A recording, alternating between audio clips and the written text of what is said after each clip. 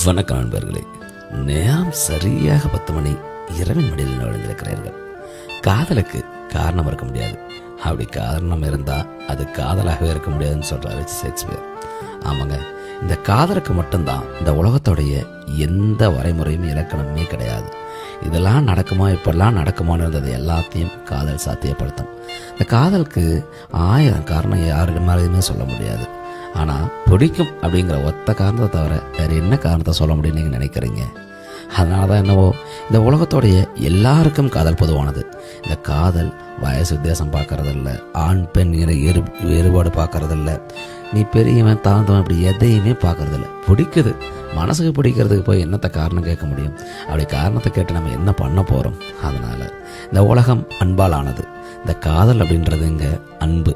ஆமாங்க, இந்த காதல் யாருக்கு மேலே வரலாம்.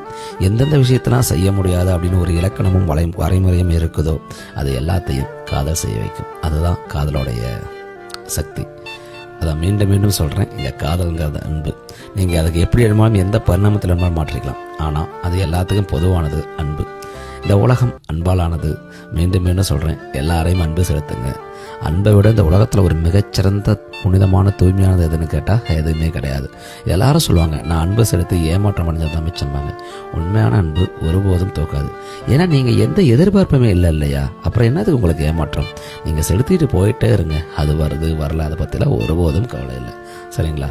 இந்த விஷயம் உங்களுக்கு ரொம்ப பிடிச்சிருக்குன்னு நினைக்கிறேன். ரொம்ப பிடிச்சிருந்தா மறக்காமல் கமெண்ட்டில் சொல்லிட்டு எனக்காக ஒரு ஹார்ட் போட்டு ஃபாலோ பண்ணிடுங்க. அப்புறம் நானும் உங்கள் மீது அன்பு செலுத்துகிறேன். நன்றி நண்பர்களே.